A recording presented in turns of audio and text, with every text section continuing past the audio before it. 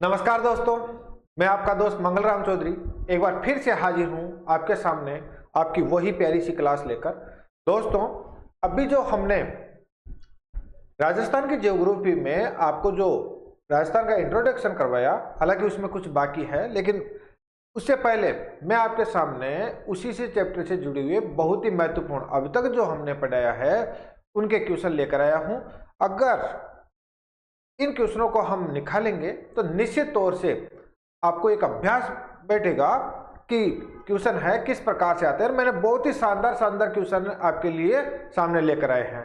आशा है ये आपको पसंद आएंगे और चाहे किसी भी की तैयारी कर रहे हो, चाहे पटवार की हो, चाहे वो टीचर की हो, चाहे वो और वैकेंसियां हो, राजस्थान पुलिस हो, कोई भी हो, इस एमसीक्यू में आपको बहुत ही महत्वपूर्ण फायदा मिलने जा रहा है।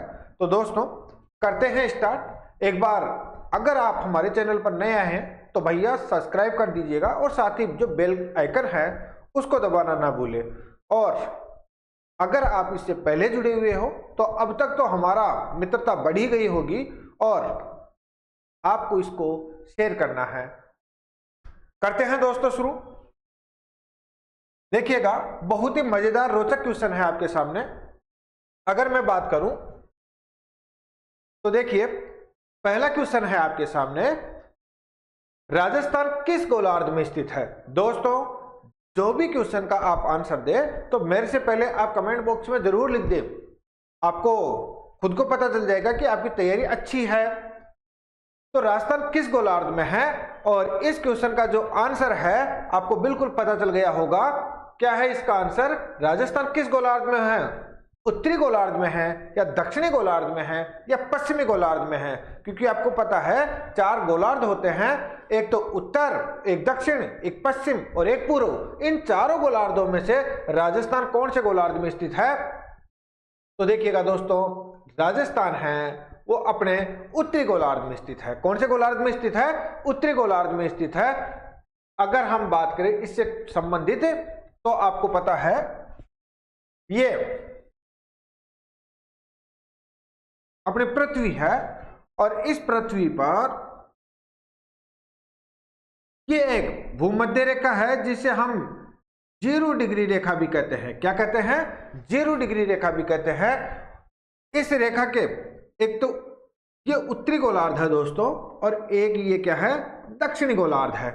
अगर हम इनकी बात करें तो राजस्थान है वो किन गोलार्ध में? इधर ना स्थित होकर किधर स्थित है दोस्तों? इधर स्थित है। और यह हमें कैसे पता चलता है? इसका हमने पहले ही क्लास में अच्छे से बताया हुआ है, फिर भी आपको बता दूं कि यह हमें अक्षांशों की जानकारी से पता चलता है कि अगर हम यह पता लग जाए कि राजस्थान कौन से अक्षांशों में स्थित है तो निश्चित तौर से हम कह सकते हैं कि उत्तरी गोलार्ध में है या दक्षिणी गोलार्ध में है। तो हमें पता था कि राजस्थान है वो 23 डिग्री 3 मिनट से लेकर कितने भाई? 23 डिग्री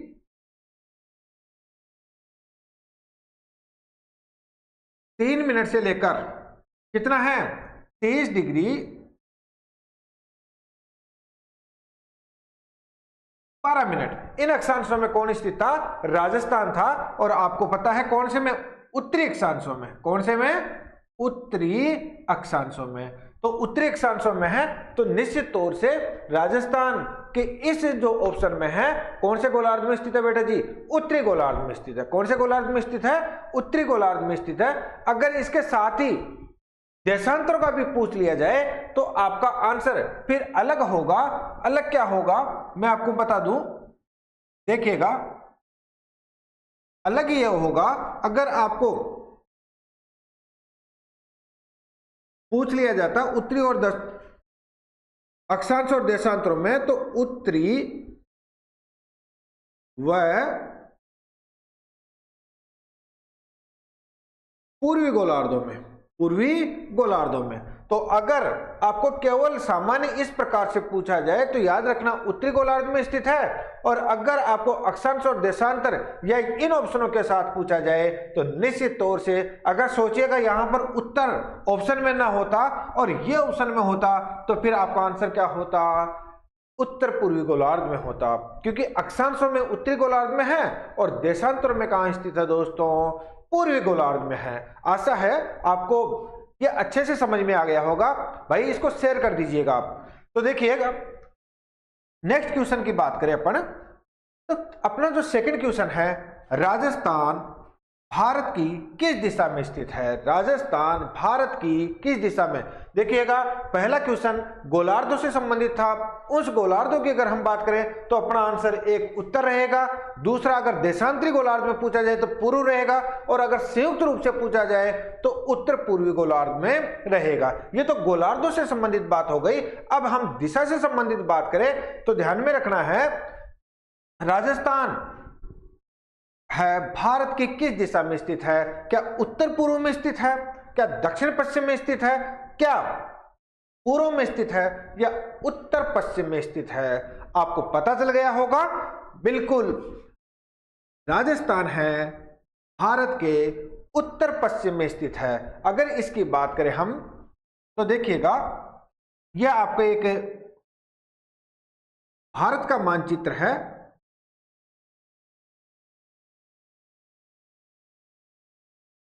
और देखिएगा दोस्तों अगर हम बात करें तो यह अपना प्यारा सा भारत जैसा भी बन गया है, एडजस्ट कर लीजिएगा। आपको पता है यहां पर है अपना कौन सा, वही राजस्थान। और अगर इसको हम ऐसे करके देखें तो आपको पता चल गया होगा कि ये 4 दिशाओं में बांटा जा सकता है, और 4 दिशाओं में बांटने पर आपको पता है ये उत्तरी दिशा है, ये दक्षिणी दिशा है, ये पश्चिम है, और ये पूर्व है। आराम से देखिएगा, मस्त होकर इस क्लास को देखिएगा। अगर आप इस क्लास को देखोगे ना तो मैं कह सकता हूं, ये दावे के साथ कह सकता हूं कि आपको इसी में पिछला पढ़ाया हुआ पूरा मैटर आ जाएगा, और इसके बाद आप कोई सी भी बुक के क्वेश्चन निकालोगे ना 100% निकलेंगे, ये मैं गारंटी के साथ कह रहा हूं। अब ये देखिएगा दोस्तों, अगर यहां पर स्थित है तो ये दिशा कौन सी होगी? उत्तरी पश्चिमी होगी। कौन सी होगी? उत्तर पश्चिमी। तो देखिएगा अगर उत्तर पूर्व की होती तो ये दिशा होती, और अगर दक्षिण पश्चिम की होती तो बेटा ये दिशा होती, और अगर पूर्व की होती तो ये होती। तो आंसर अपना क्या है? उत्तर पश्चिमी। कौन सा है? उत्तर पश्चिमी। अगर बेटा जी यही क्वेश्चन अलग टाइमिंग से पूछा जाए तो याद रखना है आपको। क्या याद रखना है? देखिएगा अगर एशिया में पूछ ले कि एशिया में अपना जो भारत है वो राजस्थान है वो किस में स्थित है, तो याद रखना है अपने को दक्षिणी एशिया में स्थित है। किस में स्थित है? दक्षिणी एशिया में स्थित है। ये आपको याद रखना है, क्योंकि भारत भी एशिया के दक्षिण एशिया में स्थित है, तो राजस्थान भी भारत का अभिन्न अंग है, तो वो भी किस में होगा? दक्षिण एशिया में होगा। थोड़ा सा यहाँ पर आपको समझना होगा कि बहुत सी बुकों में आपको दक्षिण पश्चिमी एशिया लिख दिया गया है, वो बिल्कुल सरासर क्या है? गलत है। और तो यहां तक आपको क्लियर हो गया होगा कि राजस्थान भारत की किस दिशा में स्थित है? उत्तर पश्चिमी दिशा में स्थित है। और एशिया की किस दिशा में स्थित है? दक्षिण एशिया में स्थित है। चलो दोस्तों आगे बढ़ते हैं हम। आगे बढ़े तो भाई देखो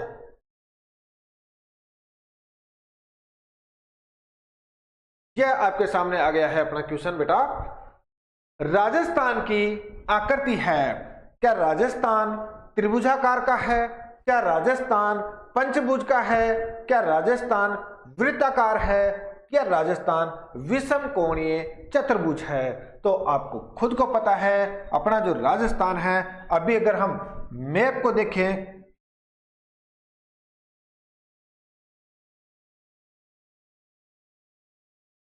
तो देखिएगा भाई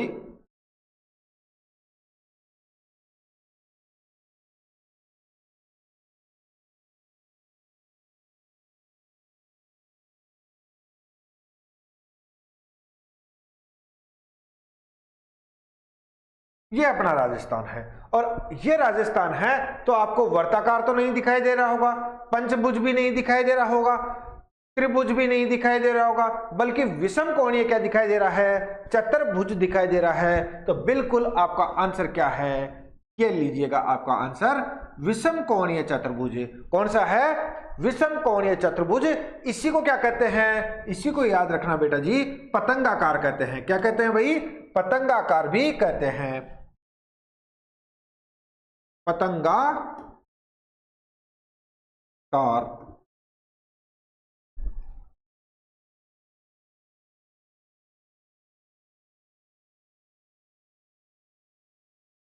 पतंगाकार भी कहते हैं। और ये जो विषम कोणीय चतुर्भुज है वो नाम किसने दिया था? तो याद रखना T.H. हेंडले। किसने दिया था दोस्तों? T.H. हेंडले महोदय ने दिया था। ये भी आपको ध्यान में रखना होगा। तो ये आकृति से संबंधित क्वेश्चन हो गया। आकृति से संबंधित आपको 2-3 प्रकार से पूछा जा सकता है। एक तो सामान्य तो ये आ ही गया है विषम कोणीय चतुर्भुज, एक आपको पतंगाकार आकृति में भी पूछा जा सकता है, और एक अगर हम बात करें तो किस महोदय ने कहा था? तो T.H. हेंडले साहब ने कहा था। आ गई होगी बात समझ में। अब देखिएगा, राजस्थान के सबसे बड़े जिले जैसलमेर का क्षेत्रफल क्या है? मैं चाहता हूं ये क्वेश्चन है आपके सामने, आप इसका तो सभी को पता होगा। आराम से आपको क्या देना है? आंसर देना है। एक बार दीजिएगा, कमेंट बॉक्स में लिखिएगा।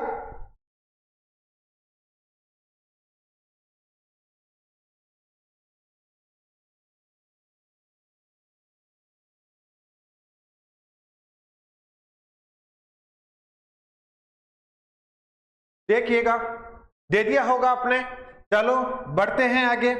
राजस्थान के सबसे बड़ा जिला जैसलमेर का क्षेत्रफल क्या है? आपको पता है भाई, जैसलमेर का क्षेत्र क्या है? 38,401 वर्ग किलोमीटर है। 38,401 वर्ग किलोमीटर है। किसका? बेटा जैसलमेर का क्षेत्रफल है। जबकि आपको पता है, अगर सबसे कम का होता, किसका होता?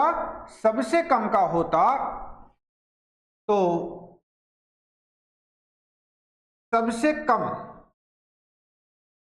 अब तक तो याद रखना, यानी अब तक का तात्पर्य पहले तक जो है वो धौलपुर था, और आपको तो पता ही है अब क्योंकि वर्तमान में नए जिले बन चुके हैं और अपने जिलों की संख्या 33 से बढ़कर 41 हो चुकी है।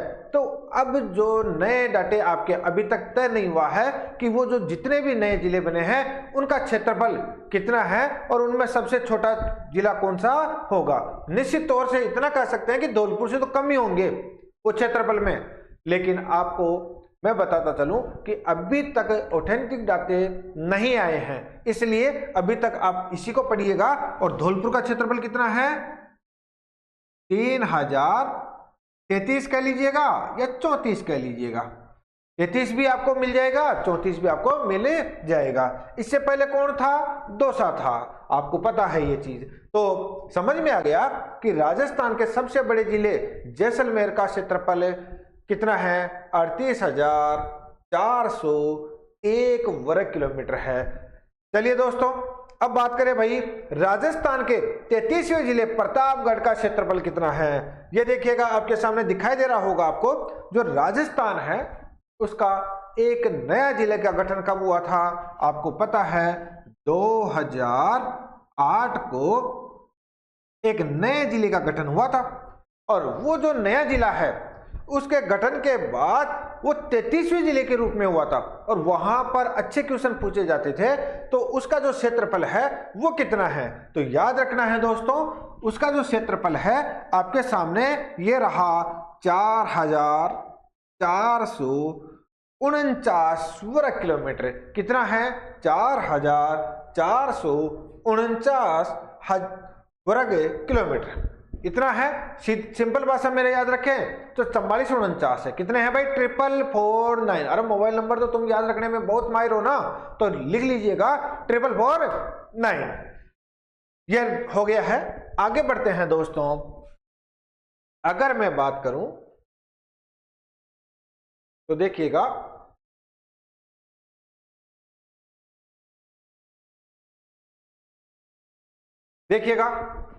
बात करें उससे पहले मैं आपको बता दूं कि अगर आप जैसे कि रीट दे चुके हैं और अगर मेंस की तैयारी कर रहे हो तो निश्चित तौर से उड़ान क्लासेज फागी से जुड़िएगा।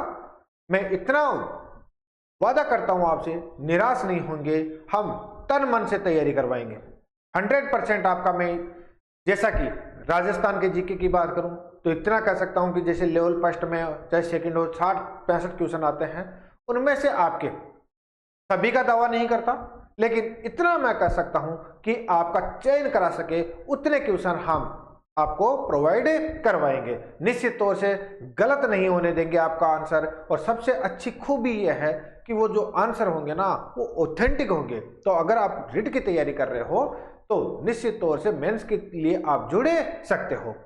तो देखिए दोस्तों, बढ़ते हैं आगे। राजस्थान का सबसे छोटा जिला धौलपुर का क्षेत्रफल कितना है? अभी हमने बात ही की थी, आपको पता ही है क्या बात की थी हमने भाई? बात की थी हमने कि जो राजस्थान का सबसे छोटा जिला है उसका जो क्षेत्रफल, अब मैं फिर कह रहा हूं 41 जिले बनने के बाद परिवर्तन होंगे, लेकिन अभी तक क्योंकि वो ऑथेंटिक परिवर्तन नहीं है तो आपको टेंशन लेने की जरूरत नहीं है। तो इनका अभी भी हमने बात किया था कि ये जो है कौन सा है भाई? ये रहा आंसर 3033। 34 भी आ जाए कोई दिक्कत वाली बात नहीं है। चलिए, ये आपको पता चल गया दोस्तों। अब हम बात कर लेते हैं नेक्स्ट क्वेश्चन की। हरियाणा का वह नवगठित जिला, हरियाणा का वह नवगठित जिला जिसकी सीमाएं राजस्थान को स्पर्श करती है, क्या इनमें से कौन से जिले की सीमा जो हाल ही में नवगठित हुआ है उनकी कौन सी है? तो आपको मैं बताता चलूं, याद रखना इसका आंसर होगा दोस्तों कौन सा? मेवात। कौन सा होगा भाई? मेवात। इसके बारे में अगर हम जानकारी करें तो आपको बता दें, ये जो मेवात है ना, ये मेवात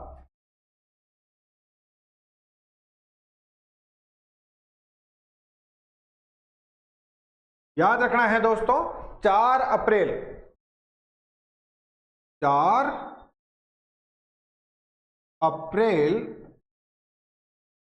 2005 को नहीं नवगठित हुआ था।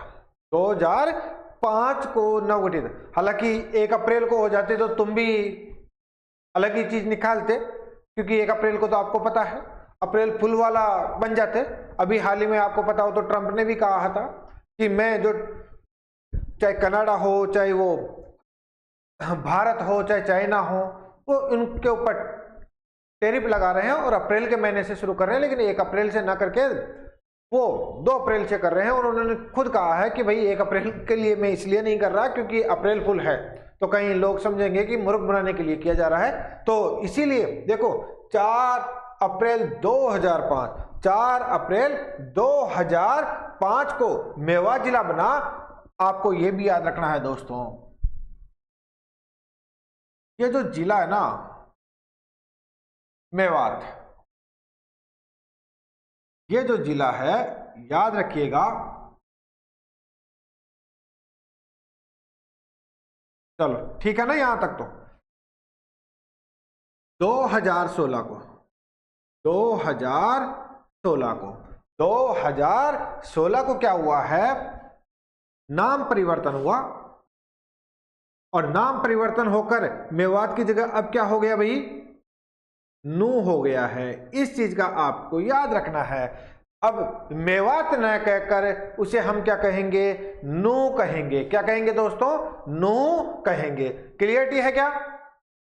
और इतना याद रखना है इससे संबंधित, अगर मैं नू से संबंधित बात करूं तो नू जिला है उसकी सीमा राजस्थान से लगती है। पहली चीज तो यह है राजस्थान से लगती है, और कौन कौन सी जिलों से लगती है इसका भी आपको याद रखना होगा। अलवर,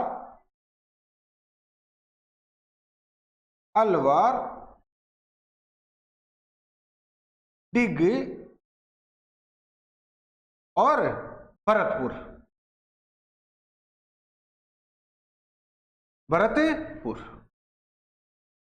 चलिए भरतपुर। तो देखिएगा दोस्तों, जो नू जिला है उसका राजस्थान से 3 जिलों की सीमा यानी कि 3 से लगती है, अलवर, डिग और भरतपुर। इतना आपको याद रखना है। और राजस्थान का ये भी आपको पता है, जो डिग है हाल ही में नवगठित जिला है। क्लियरिटी है ना भाई। चलिएगा, तो देखिए इस क्वेश्चन का आंसर क्या था, मेवात था। अब मेवात की जगह क्या हो गया है, नू हो गया है। कब हुआ है, 2016 को हुआ है। और राजस्थान के साथ इसकी सीमा जो कितने जिले के, 3 जिलों के साथ लगती है, अलवर, डिग और भरतपुर। आशा है यहां तक आपको समझ में आ गया होगा। नेक्स्ट बढ़ते हैं दोस्तों, मध्य प्रदेश का वह जिला, मध्य प्रदेश का वह जिला, चलो मैं थोड़ा ऊपर ले लेता हूं ताकि आपको आसानी से समझ में आ जाए। लो भैया, अगर देखिएगा आपको ये स्पष्ट नहीं दिखाई दे रहा है तो मुझे कमेंट बॉक्स में बता दीजिएगा। अभी तो मैं ठीक नहीं कर सकता, लेकिन नेक्स्ट क्लास में आपका वो भी सुधार देंगे। लेकिन क्योंकि मैं आपको बोलकर एक्सप्लेन करके भी दिखा रहा हूं तो हो सकता है आपको आसानी से समझ में आ रहा होगा। मध्य प्रदेश का वह जिला जो 3 ओर से राजस्थान से घिरा हुआ है। ये एक बार एग्जाम में पूछा गया था, आपको याद रखना है। क्या नीमच है, क्या रतलाम है, क्या सोपुर है, क्या मंदसौर है। आप एक बार मुझे ही इसका कमेंट बॉक्स में जरूर आंसर दीजिएगा पहले, फिर मैं बाद में बताता हूं क्या रहेगा, बताइएगा।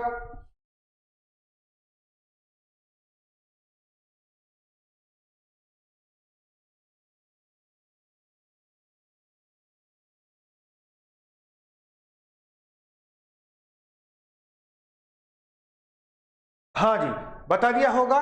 तो देखिएगा मध्य प्रदेश का वो जिला जो 3 ओर से राजस्थान से घिरा है, कौन सा है, आपको पता है, बिल्कुल नीमच है। कौन सा है भाई, नीमच है। नीमच राजस्थान के 3 ओर से घिरा हुआ है। इसके बारे में अगर थोड़ा सा हम जानकारी चाहें तो आपके सामने ये देखिएगा, ये जो अब क्योंकि राजस्थान का पूरा नक्शा मानचित्र बनाने की जरूरत नहीं है, मैं जितना की आवश्यकता है उतना ही बना रहा हूं, तो याद रखिएगा।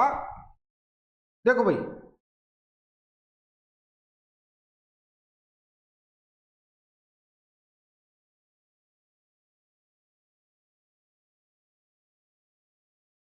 ये इतना सा अपना जरूरत है उतना सा ही बना रहे हैं। और याद रखना बेटा जी, यहां पर आपका कौन सा, याद रखिएगा, ये लो साहब, यहां पर है आपका नीमच।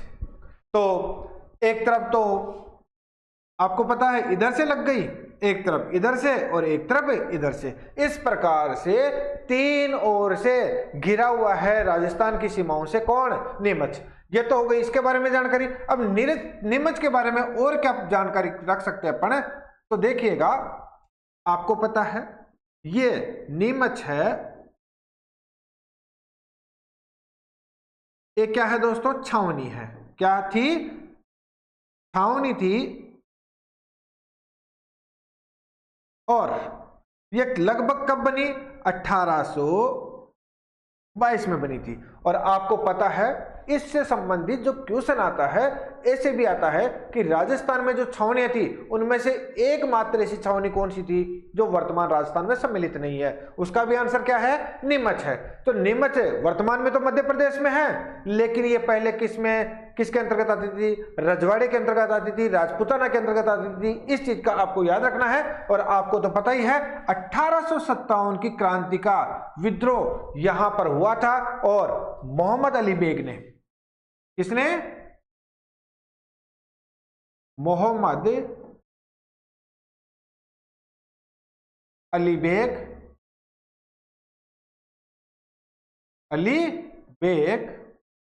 वह हीरा सिंह ने, वह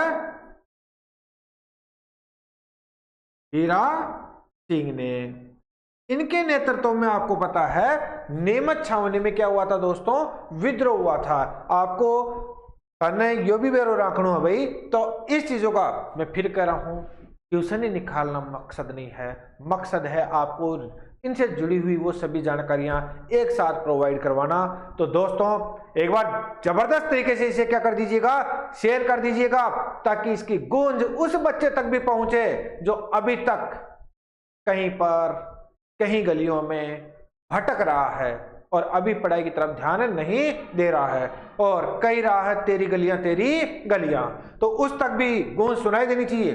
तो याद रखना भाई, कौन सा है भाई, निमच हो गया है। इसके बारे में ये जानकारी आपके लिए है। आगे बढ़ते हैं दोस्तों, देखिएगा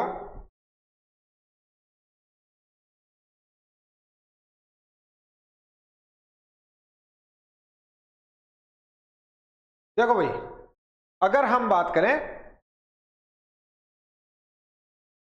तो जो अगला क्वेश्चन है अपना, राजस्थान के उत्तर से दक्षिण, राजस्थान के उत्तर से दक्षिण तथा पूर्व से पश्चिम बिंदुओं को मिलाने वाली काल्पनिक रेखाएं जिस जिले में आपस में एक दूसरे को काटती है, क्या वो नागौर है, क्या वो अजमेर है, क्या जोधपुर है या जयपुर है। देखिएगा आपको बिल्कुल आंसर पता है। क्या है आंसर? तो इसका आंसर तो ये रहा भाई, देखिएगा ये रहा नागौर। क्या है भाई?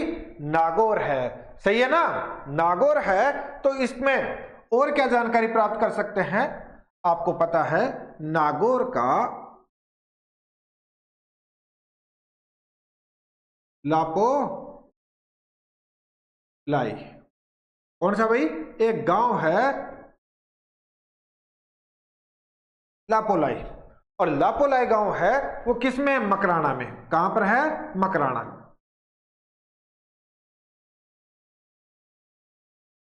तो ये जो लापोलाई गांव है उसको याद रखना है कि वास्तविक रूप से अगर हम काल्पनिक, जैसे मान लीजिएगा ये आपनो राजस्थान से भाई यार दादाओ, ये लो भाई वो बन गया आपनो राजस्थान, वो बन गया आपनो राजस्थान। अगर आप इस सीमा ने मिला दिया तो यहां पर जो केंद्र बिंदु मिला है ना, वहां पर कौन सा गांव है? लापोलाई गांव है। और वो किस क्षेत्र में? मकराना। और मकराना किसमें? नागौर में। समझ में आ गई होगी। तो काल्पनिक रेखाएं, कहीं आप सब कुछ लेकर, जरीब लेकर, फित्ता लेकर चले जाए कि भैया 2 रेखाएं खींचेंगे, नाप कराएंगे कहां पर है ये लापोलाई, नापने की जरूरत नहीं है, काल्पनिक रेखाएं हैं और आपके मस्तिष्क में नाप लीजिएगा। समझ में आ गया होगा। नेक्स्ट अगर क्वेश्चन की बात करें दोस्तों तो देखिएगा,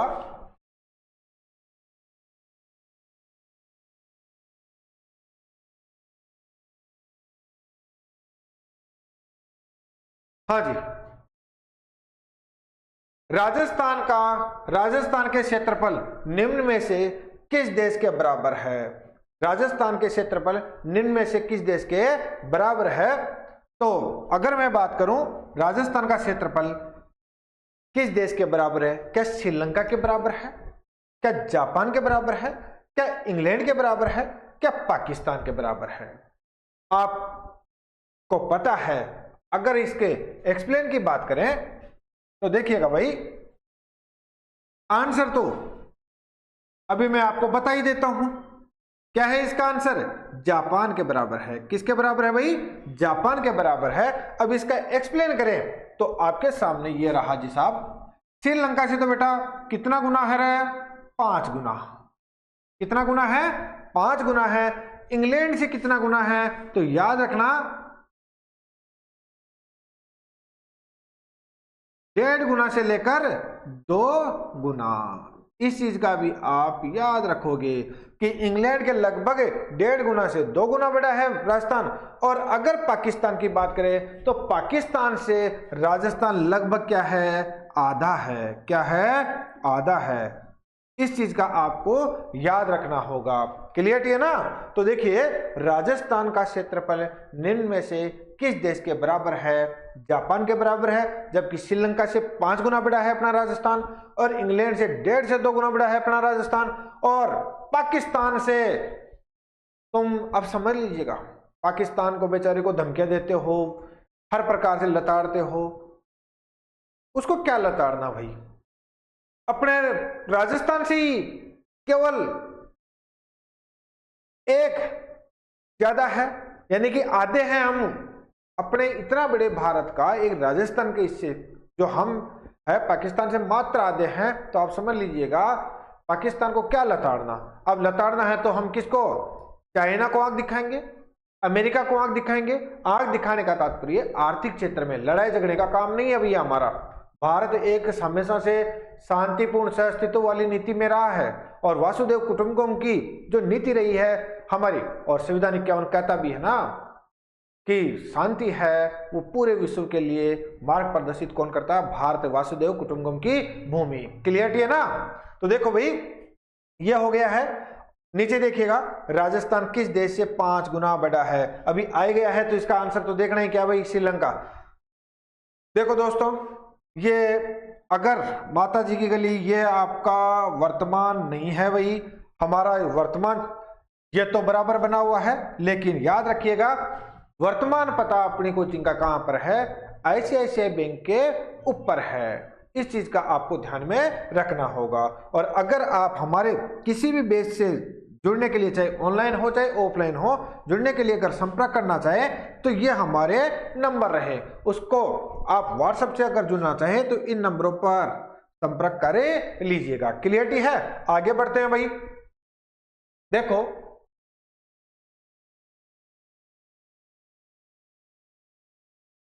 तो उसका आंसर तो अभी आपको बताया ना मैंने कि 5 गुना बड़ा कौन सा है, श्रीलंका है। कौन सा है भाई, श्रीलंका है। इसका आपको क्या रखना होगा, ध्यान में रखना होगा। कौन, श्रीलंका का। और अगर बेटा जी मैं बात करूं नेपाल की, क्योंकि अमेरिका का तो बहुत ज्यादा है, बात नेपाल की ही कर लेते हैं यार।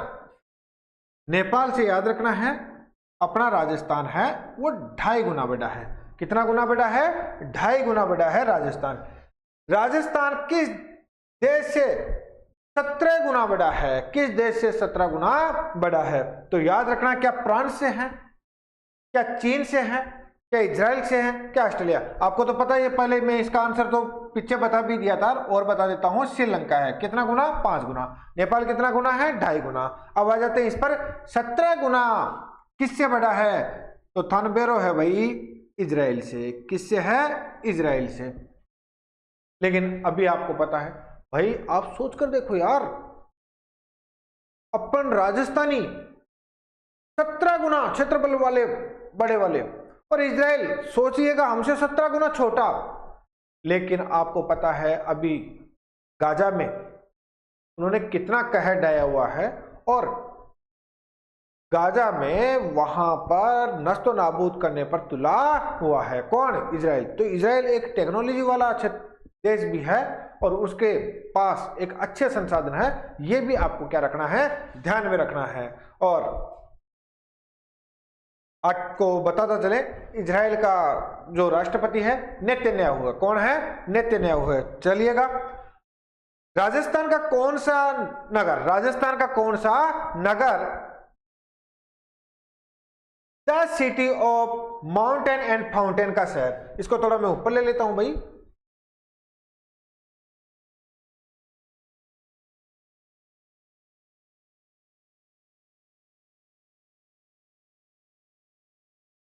राजस्थान का कौन सा शहर, क्या राजस्थान का कौन सा शहर the city of mountain and fountain कहलाता है, या इसका शहर कहलाता है? अजमेर कहलाता है क्या, डूंगरपुर कहलाता है क्या, उदयपुर कहलाता है क्या, या आबू कहलाता है? तनबेरो है भाई। कौन कहलाता है? अगर मैं बात करूं तो कहलाता है आपका उदयपुर। कौन कहलाता है? उदयपुर कहलाता है। माउंटेन का तात्पर्य होता है भाई पहाड़, और फाउंटेन का तात्पर्य फंवारा।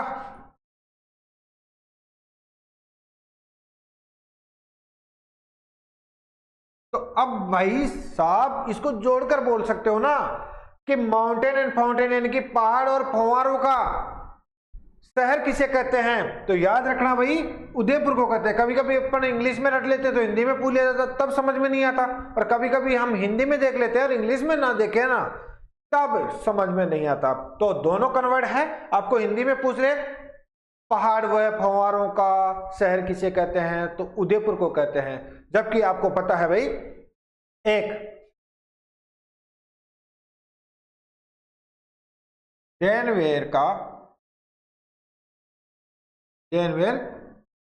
किला कोडा एक शहर है, वो विश्व में क्या कहलाता है? पहाड़ और फव्वारों का शहर, यानी माउंटेन एंड फाउंटेन का क्या कहलाता है? शहर कहलाता है। अगर विश्व की बात करें तो डेनवेर शहर कहलाता है। कौन कहलाता है? डेनवेर शहर कहलाता है। और राजस्थान की बात करें तो कौन कहलाता है भाई? उदयपुर कहलाता है। इतना आपको समझ में आ गया होगा। अब हम बात करें नेक्स्ट क्वेश्चन की। कर्क रेखा राजस्थान के किस जिले से होकर गुजरती है? कर्क रेखा राजस्थान के किस जिले से होकर गुजरती है? क्या बांसवाड़ा और उदयपुर से होकर गुजरती है? क्या बांसवाड़ा व डूंगरपुर से होकर गुजरती है? क्या बांसवाड़ा और चित्तौड़गढ़ से होकर गुजरती है? या उदयपुर और चित्तौड़गढ़ से? ये बिल्कुल आपके लिए इजी हलवा क्वेश्चन है भाई, हलवा खा सकते हो आप, हलवा क्वेश्चन है और तनबेरुई है भाई।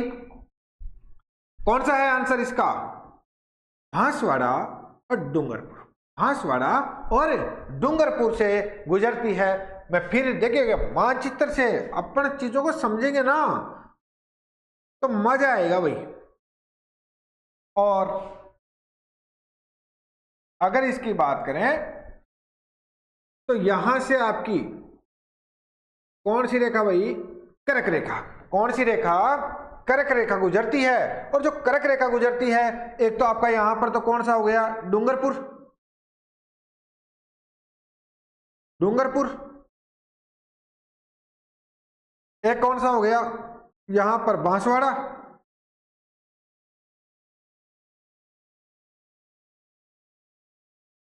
तो डूंगरपुर वो बांसवाड़ा, दो जिलों के डूंगरपुर को टच करके छूकर और बांसवाड़ा के ये कुशलगढ़ तहसील से होकर गुजरती है। तो इस को याद रखना है, डूंगरपुर और बांसवाड़ा। अब मैं आपसे एक चीज पूछ लूं भाई, राजस्थान के कौन से जिलों में उष्णकटिबंधीय जलवायु पाई जाती है? ये मुझे कमेंट बॉक्स में जरूर बताइएगा। चलिएगा, हो गया है कौन सा? इससे अलावा आपको याद रखना है तो राजस्थान में ध्यान में रखना भाई, 26 किलोमीटर, कितना किलोमीटर है? 26 किलोमीटर कर्क रेखा गुजरती है, 26 किलोमीटर। जबकि मुख्य भूमि से लेकर कर्क रेखा के बीच की दूरी कितने अक्षांश?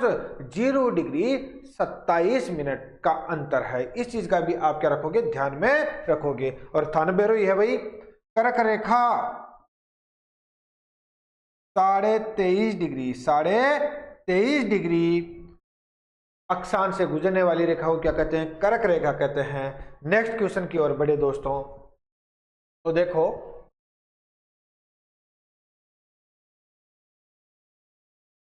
क्षेत्रफल की दृष्टि से राज्यों का अवरोही क्रम बताइएगा। यानी कि एक तो होता आरोही क्रम और एक होता भाई अवरोही क्रम, आरोही क्रम और अवरोही क्रम। अगर मैं बात करूं तो इसमें कौन सा रहेगा आपका आंसर? तो देखिएगा, इसमें रहेगा क्या घटते हुए क्रम की बात करें तो थाने ये तो भाई सबसे ज्यादा तो राजस्थान का है ही है। इसका है? राजस्थान का है, ये तो पता ही है ना। तो राजस्थान तो इसमें भी है, इसमें भी है, इसमें भी है। उत्तर प्रदेश हो ही नहीं सकता क्योंकि सबसे ज्यादा राजस्थान वाला है। और कब? नवंबर 2000 से, जब मध्य प्रदेश से छत्तीसगढ़ अलग हो गया ना, उसके बाद से राजस्थान सबसे ज्यादा क्षेत्रफल वाला है और इस कारण 3 में राजस्थान है। फिर बात करें, क्या महाराष्ट्र सेकंड नंबर पर आता है या मध्य प्रदेश आता है या ये आता है?